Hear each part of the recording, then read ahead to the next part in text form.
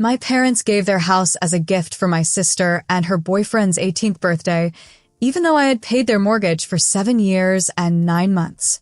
A week later, they wanted to move into my beach house, so I refused. But then, the police called me. My name is Scarlett, and if you are listening to me right now, it is because life has ways of testing even the strongest among us. I never imagined that reading those words out loud would still make my voice tremble. Yet here I am, sharing the moment everything I thought I knew about family, loyalty, and gratitude began to fall apart. I want you to picture something. You dedicate almost a decade of your life helping the people who raised you, believing that your sacrifice is building trust, respect, and a future where everyone can stand together.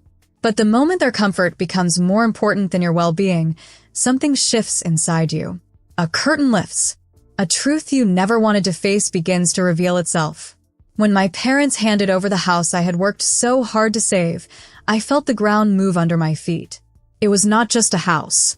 It was the symbol of every hour I had spent working late, every holiday I had skipped, every moment of exhaustion I had swallowed. And yet, they smiled as if they had done something noble, as if generosity made sense when it was built on someone else's sweat. But that was only the beginning. Because just a week later, when they told me they wanted to move into my beach house, my only refuge, my only corner of peace, I understood something deeper. And when I said no, their reaction showed me that what I had always believed about our family might have been nothing more than an illusion. Still, nothing, absolutely nothing, prepared me for the call that came afterward. The police. My name involved. My heart racing. A truth I never expected knocking at my door. And that, my dear friends, is where everything begins. If my story already touched something inside you, curiosity, anger, or simply the wish to understand how a family can reach this point, then stay with me. This journey has many turns, many lessons, and a light at the end that even I could not see at first. Before we continue, make sure to subscribe to the channel and tell me in the comments, have you ever felt betrayed by someone you trusted with your whole heart? I am Scarlett, and even now, when I think about those days, I can still feel the tightness in my chest. After my parents gave away the house I had helped pay for, I tried to keep my composure. I kept telling myself, calm down, Scarlett, they must have a reason. But in my heart, I felt something breaking. The morning after their little celebration for my sister, I woke up in my beach house, listening to the sound of the waves. That place had always been my refuge, the only corner of the world where I felt truly safe. I made myself a cup of coffee and sat by the window, hoping the sea breeze would quiet the thoughts racing through my mind. But peace did not last long. Late in the afternoon, my mother called. Her voice was sweet, too sweet, the kind of tone she used when she wanted something. Scarlett, dear, she began, your father and I have been thinking. The house feels a bit empty now, and your beach house has so much space. I kept silent for a moment. Then I said, Mother, the beach house is mine. I need it.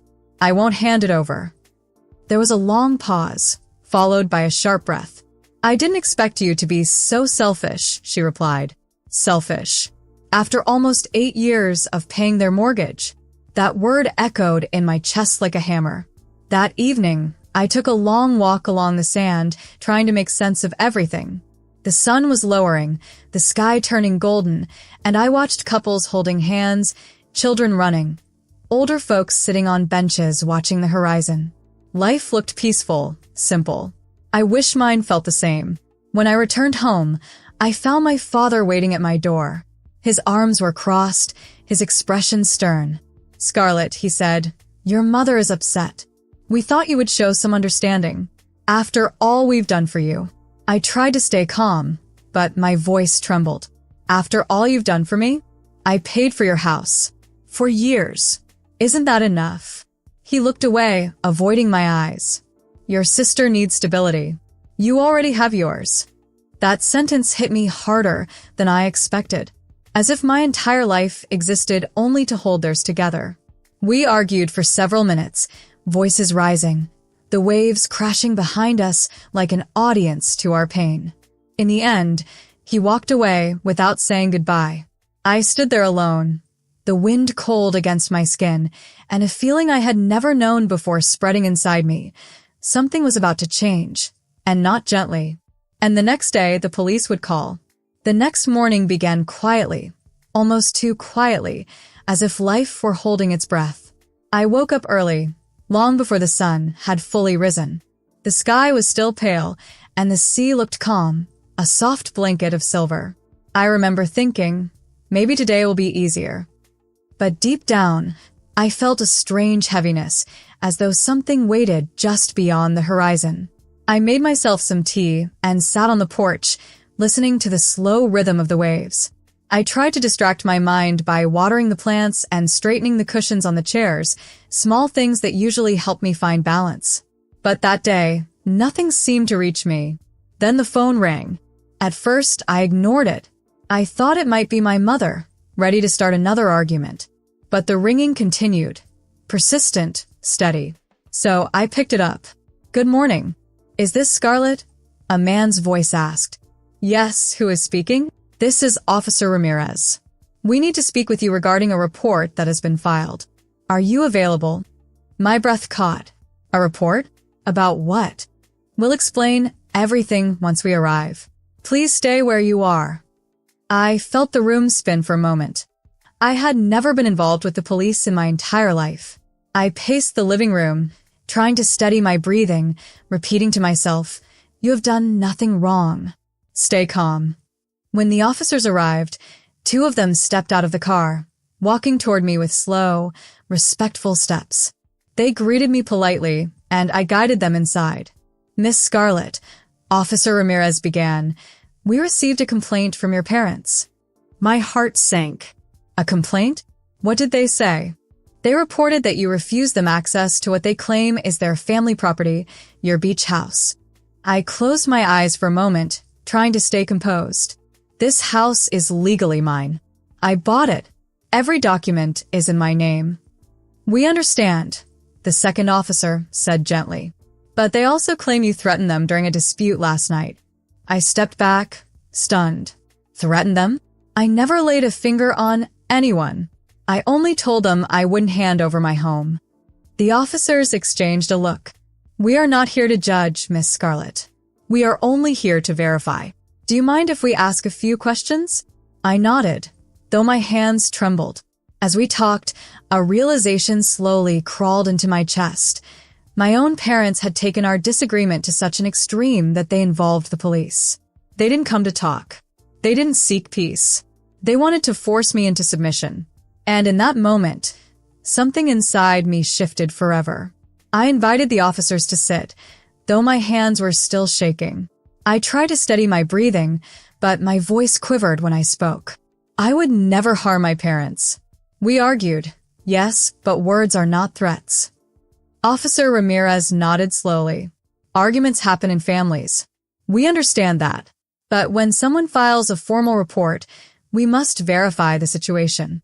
I handed them the folder where I kept all the documents for the beach house.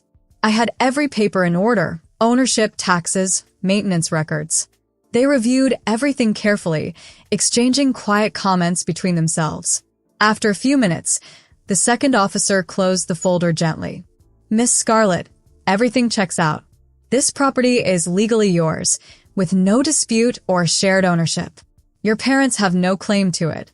Hearing those words brought a brief moment of relief, but it faded quickly. "So what happens now?" I asked. "We will speak with them," Ramirez replied. "But before we leave, is there anything else you would like us to know? Any concern for your safety or theirs?" I hesitated, not because I feared them, but because it hurt to even say the words out loud. They've been pressuring me. A lot. They're angry I refuse to let them live here. But I'm not afraid they will hurt me physically. I'm more afraid of how far they're willing to go. The officers exchanged another quiet look. Ramirez stood. "We will file our assessment and close the matter on your end unless something changes. If they try to approach you aggressively or cause trouble again, call us immediately." After they left, the house felt too quiet. I stood for a long moment by the window, watching their car disappear down the street. I felt empty, hollow, as if someone had scooped out everything warm inside me. By late afternoon, the sun began to set, turning the sky a soft orange. I walked down to the shoreline to clear my mind. The breeze brushed my hair, and I watched the foam circle around my feet.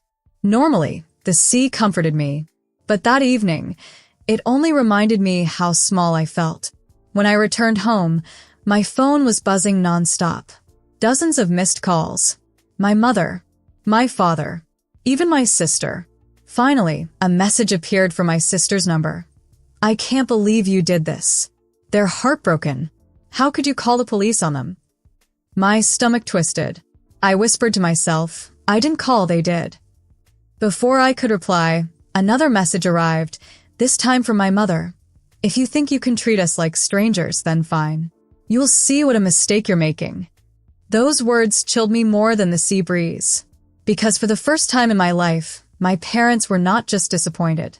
They were preparing for something I did not yet understand. And in that silence, with the house growing darker around me, I felt it. The storm had only begun. That night, sleep refused to come. I lay in bed listening to the steady rhythm of the waves, hoping they would calm my thoughts, but each sound only made the house feel larger and emptier. I kept replaying the conversation with the officers, wondering how my own parents could twist the truth so sharply. I had always believed that, no matter our disagreements, there was a line they would never cross. But now I wasn't sure there was any line at all. When dawn finally broke, I rose from the bed feeling as though I had not rested at all. I brewed some coffee, trying to shake off the dull ache settling in my chest. While I stood by the kitchen counter, staring blankly at the cup in my hands, the doorbell rang. I froze. For a moment, I considered not answering, but curiosity and a small sliver of hope pushed me forward. When I opened the door, I found my sister standing there. She wasn't alone. Her boyfriend lingered a few steps behind her, arms folded, as if he were a guard watching a scene unfold. My sister stepped closer. "Scarlett, we need to talk." I looked into her eyes, searching for a trace of the girl I had grown up with, but what I saw instead was annoyance, maybe even resentment. "Come in," I said softly. Inside, she didn't sit. She stood near the table, tapping her fingers restlessly. "Mother is very upset. Father hasn't slept. They said you embarrassed them in front of the police." My voice came out low, steady. "They're the ones who filed the report. I didn't call anyone." She waved her hand dismissively. "That's not the point. You could have avoided everything if you had simply let them stay here." Those words felt like a slap. This is my home. I bought it with my work. Why is that so hard to accept? She sighed, exasperated. "Scarlett, you don't have a family of your own. You live alone. You don't need this place the way they do." For a moment, I couldn't speak. It wasn't the words themselves, it was the coldness behind them. "I see," I whispered. "So because I don't have a husband or children, everything I build belongs to them?" She didn't answer. Silence filled the room until her boyfriend spoke from the doorway, his tone sharp. "Just give them the house, Scarlett. It's not such a big deal." I turned toward him slowly. "It is a big deal. It's my life, my work, my independence." My sister's expression hardened. "If you continue like this, don't expect any of us to stand by you." That hurt more than I expected. Still, something inside me straightened, like a spine that had been bent for too long. "I'm not giving up my home," I said firmly. She opened her mouth, but before she could speak, my phone rang. I reached for it, and when I saw the name on the screen, Officer Ramirez, my heart began to pound. My sister's eyes widened. Why is he calling again? I swallowed hard. I don't know, but something tells me this isn't over. My fingers trembled slightly as I answered the call. My sister and her boyfriend stood frozen, watching me with wide eyes, as if the ringtone itself were an accusation. "Miss Scarlett," Officer Ramirez said, his tone measured but urgent. "We need you at the station this afternoon. There has been a new development." I felt my stomach drop. A new development? About what? "It concerns the report your parents filed. We believe you should hear the details in person." My throat tightened. Are they all right? Yes, he replied quickly. No one is hurt, but the situation has escalated. I closed my eyes for a moment, letting the words settle like stones. I'll be there. When the call ended, the room felt colder. My sister stepped forward. What did he say? They want me at the station, I replied. There's something new. She exchanged a worried glance with her boyfriend. But instead of sympathy, I saw fear and something close to guilt. What did they do? I asked quietly. She hesitated too long. Scarlett, they're just upset. They didn't mean for things to go this far. Her boyfriend added, You know how emotional they get. Maybe the police misunderstood. But their eyes told another story altogether. Something was being kept from me. I took a deep breath. I'll go alone. My sister tried to protest. No, wait. Maybe we should. I need to hear it from them. I interrupted softly. From the officers. Not through guesses. She bit her lip, then nodded reluctantly. As they left, I could hear her asking her boyfriend in a hushed voice, Do you think she'll find out everything? His answer was too quiet to catch, but the tone was enough to chill me. After they were gone, I sat down for a moment, letting the silence wash over me. Every instinct told me that whatever waited for me at the station was not simple, and certainly not fair. Still, I got ready. I put on a modest blouse, tied my hair back neatly, and grabbed the folder with my property documents, just in case. Before leaving, I stood at the doorway of my beach house and whispered, I won't let them take you from me. The walk to the station was slow, the air heavy with the scent of salt and distant rain. When I arrived, Officer Ramirez greeted me with a nod and guided me to a small room. He closed the door gently before speaking. Scarlett, please sit. I want you to understand that none of what I'm about to say is a judgment against you. Our duty is simply to inform you. My heart hammered. What happened? He folded his hands on the table. Your parents filed an additional statement this morning. They now claim that you not only refused them access to the property, but that you misled the authorities and mistreated them financially. I stared at him, unable to breathe for a moment. Financially? I repeated. I spent years paying their mortgage. How could they? Ramirez raised a calming hand. We know. Their statement contradicts the documents you already provided. That's why we're speaking with you before taking any further steps. I felt a wave of disbelief, then sorrow, then something sharper, something like awakening. My own parents, I whispered, are accusing me of using them?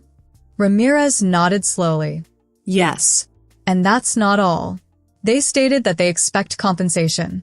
I pressed a hand against my chest, trying to steady the pounding inside.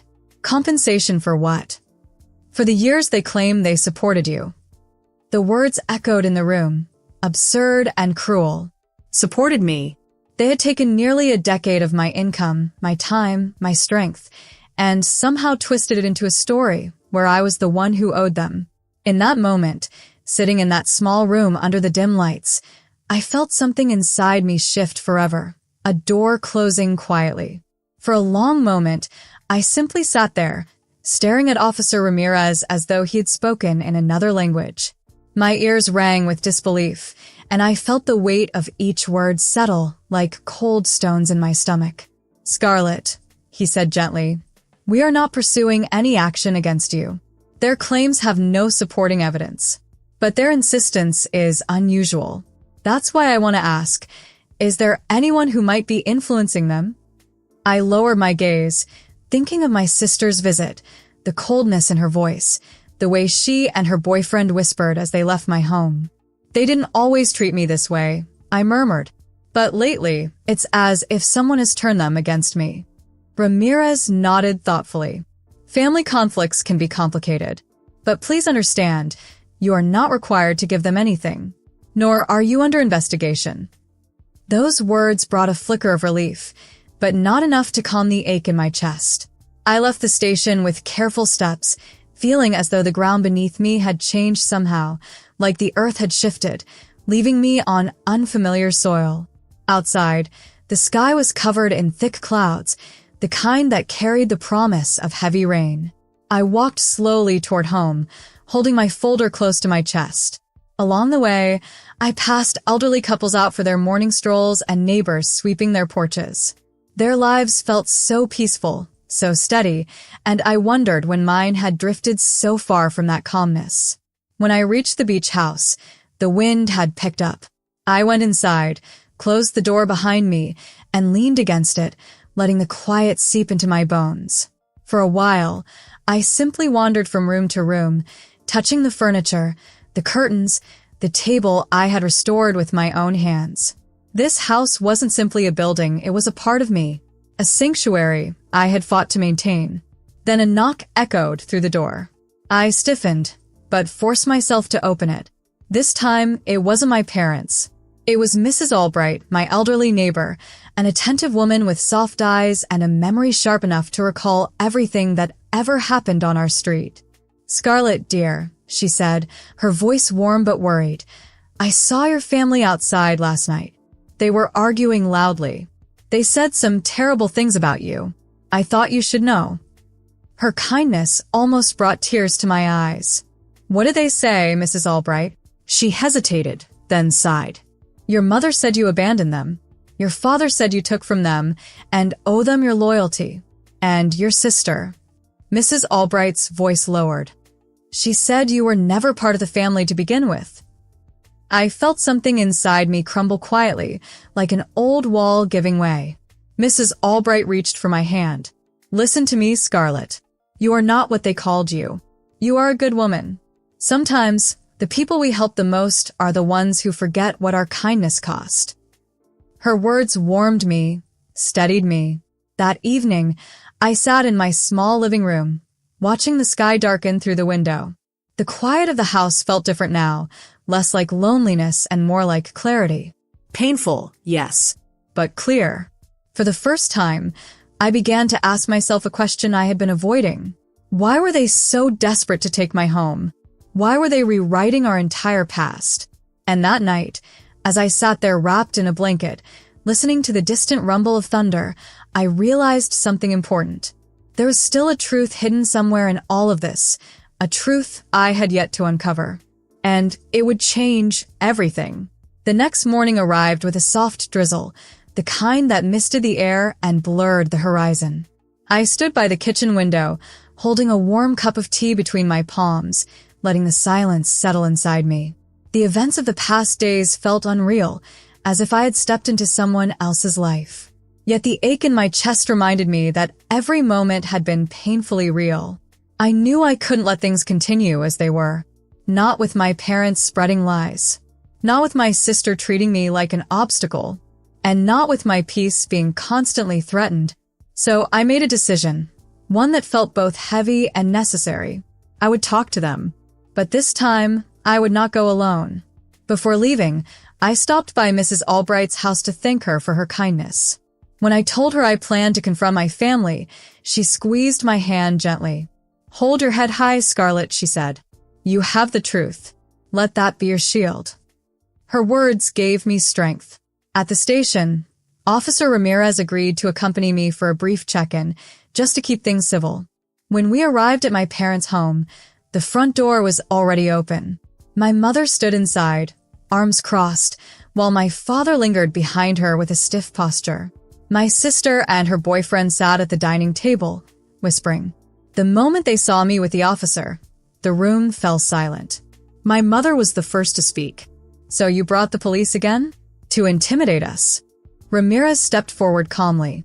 "I am only here to ensure a respectful conversation." I took a breath. I came to listen, and to speak clearly. No shouting, no accusations, just the truth. My father scoffed. "The truth? You abandoned us. You owe us." "I owe you nothing," I said softly, but with a strength I didn't know I possessed. "I paid your mortgage for nearly 8 years. I helped you more than most daughters could, but you didn't thank me. You rewrote the story to make me the villain." My mother's face tightened. "You refused us a place to stay. We needed it more than you." "This house, my house, is my only refuge," I replied. "And you wanted to take it from me without a second thought." My sister's voice rose. "Because you don't have a family of your own. You don't need. I raised my hand gently. I may not have a husband or children, but I still have a life, a home, and dignity. The room grew quiet. Then something unexpected happened. My father lowered his gaze. For the first time, he looked defeated, not angry, not proud, just tired. My mother's shoulders sagged, and even my sister's expression softened. Ramirez spoke gently. Your daughter has done nothing wrong, and legally she owes you nothing. Perhaps it is time to make peace. My mother wiped at her eyes. We just felt left behind, she whispered. Your sister is building a life. We wanted to feel secure too. We acted out of fear, and yes, out of pride. It wasn't an apology, not fully, but it was the closest thing I had heard from them in many years. I took a slow breath. I won't carry anger forever, but I need space and respect. Only then can we rebuild anything. My sister looked down at her hands. Scarlett, I shouldn't have said what I said. I'm sorry. This time, the words felt real. We talked for a long while, quietly, carefully. No shouting, no insults. Just people finally seeing the cracks they had caused. When I left, the air felt lighter. Even the drizzle had stopped. Back at my beach house, I stepped inside and looked around with a soft smile. The waves welcomed me like old friends, the breeze carrying the scent of possibility. For the first time in a long while, I felt peace. Not because everything was perfect, but because I had stood up for myself. And because, in the end, I learned that the strongest home a person can build is the one they create inside their own heart. And that home, mine, was finally safe.